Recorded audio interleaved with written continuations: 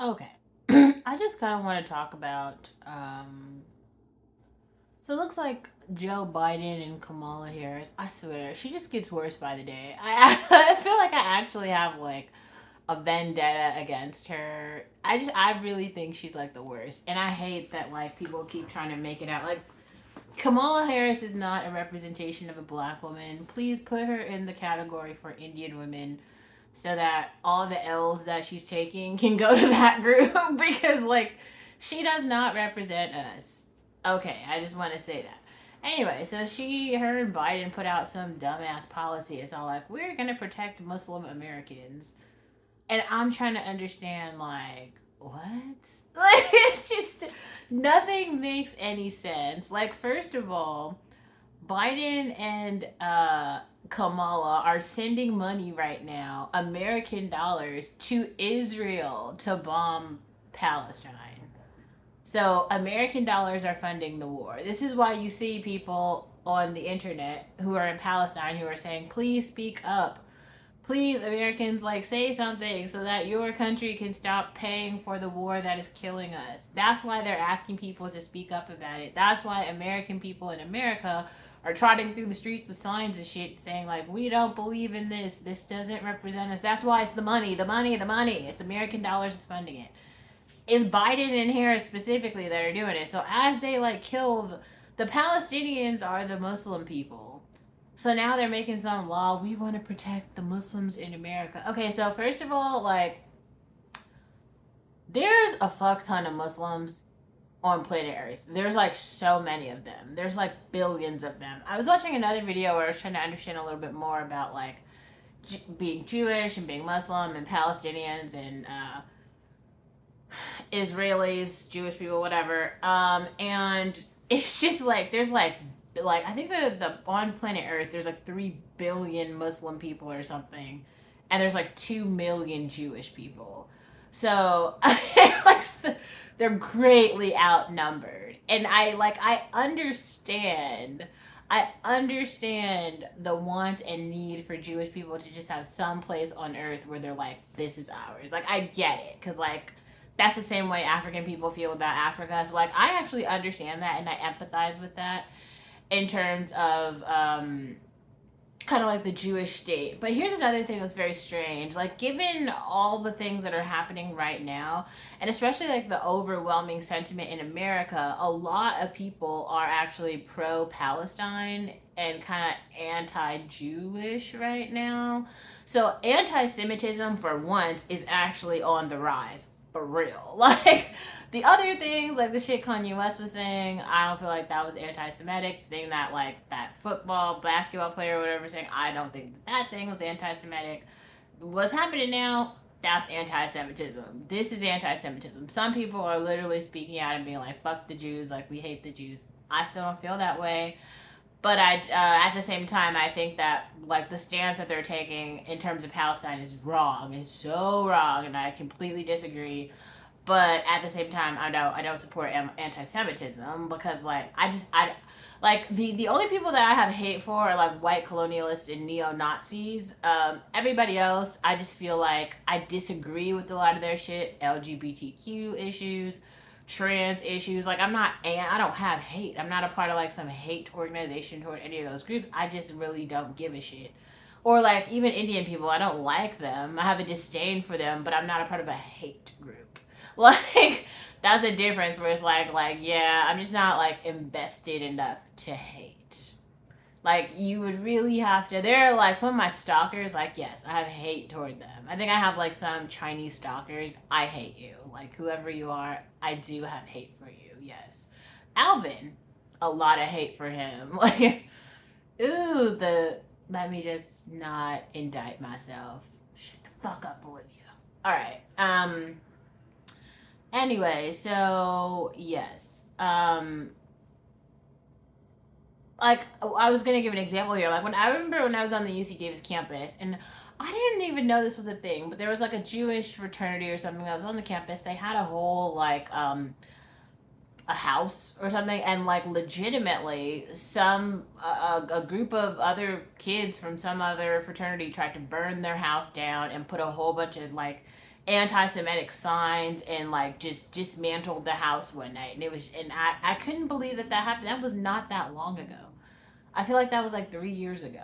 And I just thought that I read that in the newspaper, and I was like, damn, people really do hate the Jews.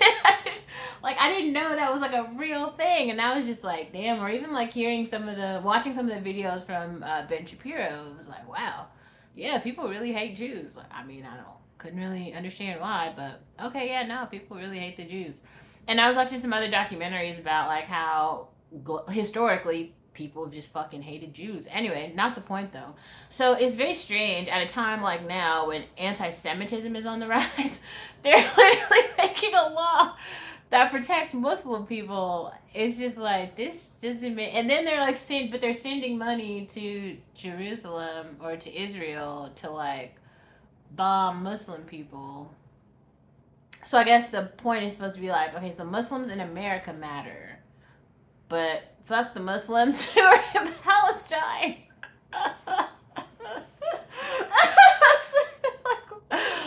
Make it make sense. I swear, this bitch just gets dumber by the day. None of it makes any sense. America is so backwards. I feel like they're doing some things to try to like, I don't know, seem like they care. Like these are all like, we're pretending like we care strategies, and it's weird as fuck. Anyway, I want to talk about though Ta-Nehisi Coates for a second, because Ta-Nehisi Coates, I guess he gave a speech at a like writers round. I don't know if it was last night or the night before. It sounds like he's done two of them, where he's talking about, how the Palestinian struggle is very similar to the Black American struggle. He was comparing Jim Crow to the current like apartheid in the Gaza Strip. He was talking about how 2 years ago he actually visited the Gaza Strip himself. So he's seen this like on the ground, like firsthand. And I thought that was fascinating because it was just like, wow, he's not talking from a place of like, oh, I think it's like this. Oh, I feel this particular way. He's like, I've seen this firsthand.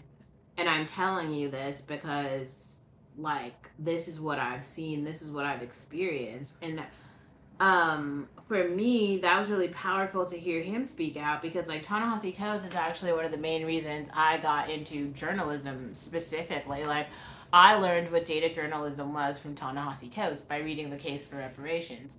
Now after The Case for Reparations, he did quite a lot of other talks with Nicole Hannah Jones about the 1619 project.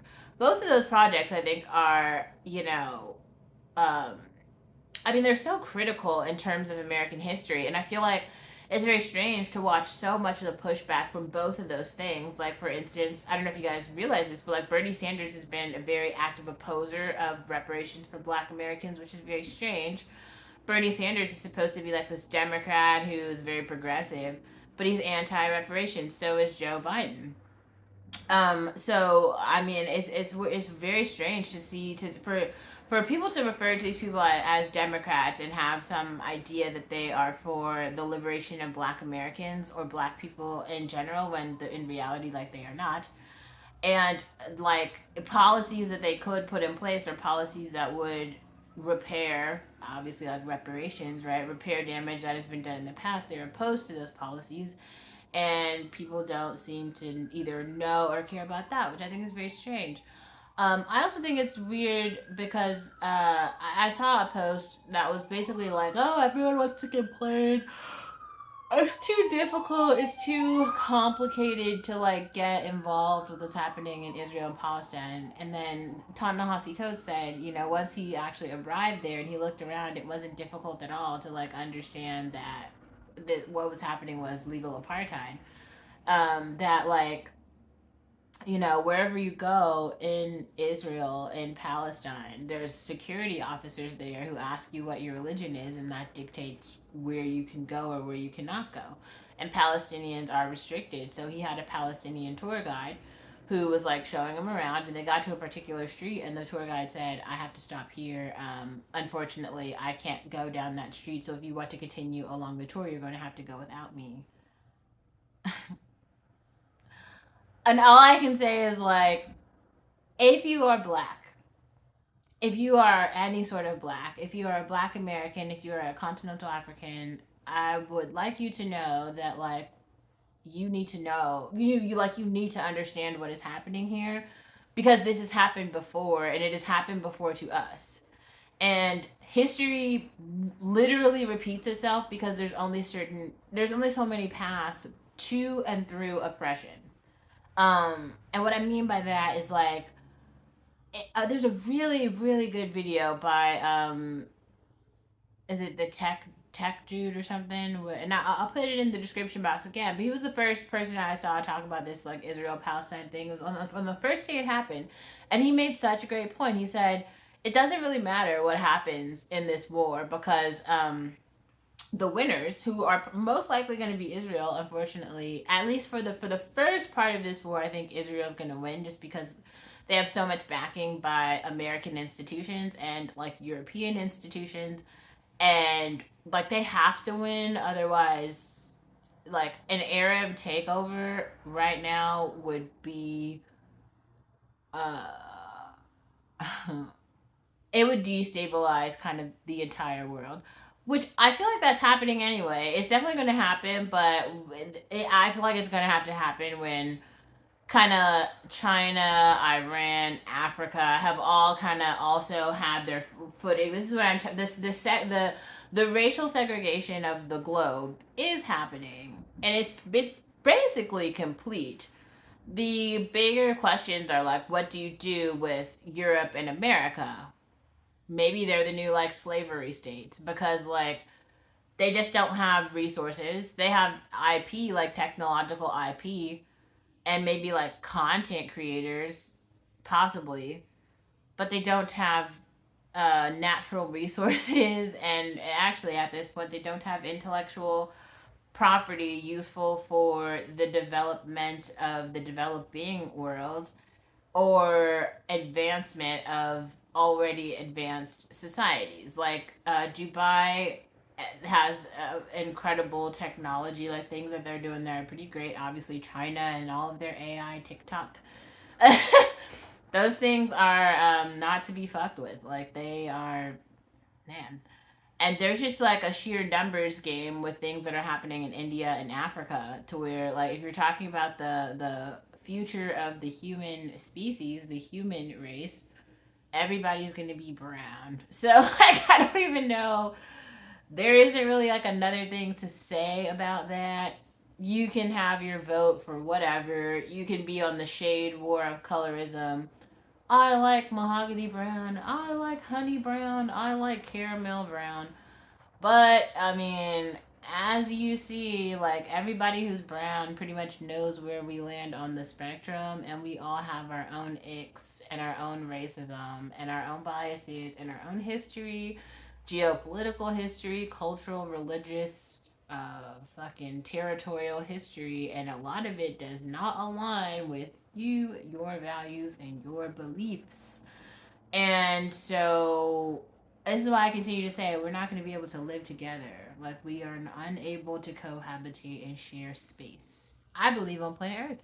This is why back when I did have a Twitter account before it was deactivated, I personally proposed that Europeans go live on Mars.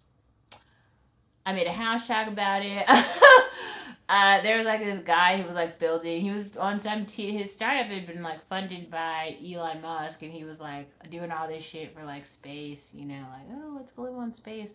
Like that's a good idea. Like if you, I think the colonizers should probably go live on space, in space, like on Mars, another territory, because like everybody on Earth like kind of hates them. And it did like I don't feel like it's. I don't want to make it seem like everybody is awful just because you're white, but there's particular forms of like neo Nazis or like just excessive white supremacists who seem to believe that like that they have ownership to land that was stolen, and that property rights and justice systems that they created out of oppression and theft mean more than like actual life that was stolen and taken from real brown people who lived here before them. I think that that's funny, and I think that karmic retribution is real, and the day of reckoning is probably coming a lot sooner than some people believe. And I'm not even saying that to be like some like extremist, but I mean look at like actually what's happening. You literally hear white people in here talking. I hear Michael Knowles every day and Ben Shapiro every day talking, oh my god, there's so much racism against white people, so you can't be white, so you can't be white, everyone hates white people, you know, like it's just like I don't know. Like, what did you think after? Like, they have no idea how awful it was. Being a Black American is just like the fucking worst. It just, all you've seen is just like the worst of humanity. Like, white Americans have made it really bad for Black Americans for a very long time. And it's not just like a second class citizenship sort of situation. They made it so every single part of like their life was like almost like painting themselves as the good guys and then literally pointing at a black person and being like, I am not human like them and let me show you how.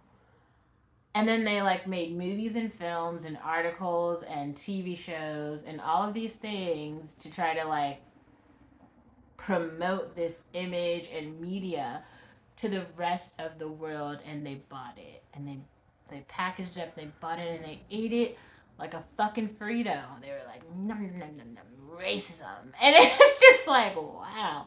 And we all had to fucking watch.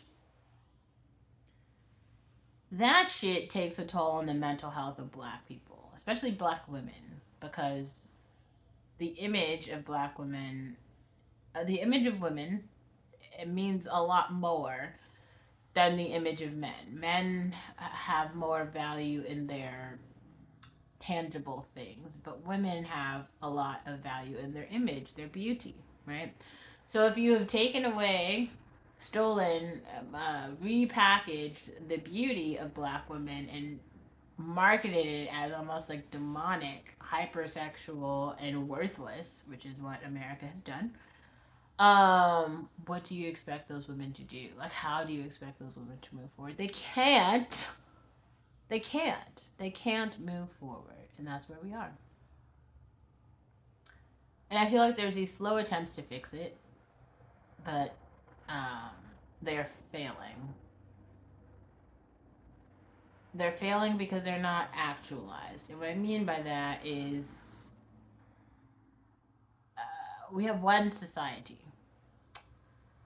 We have a finite amount of resources.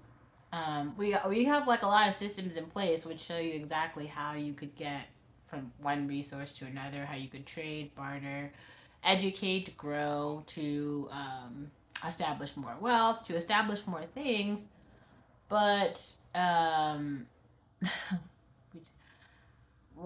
don't know. Some black people are taking the first step ever toward gaining any resources now, and there's some idea that we're going to be able to catch up, and we're not. It's just exhausting, but I wanted to rant about that tonight, so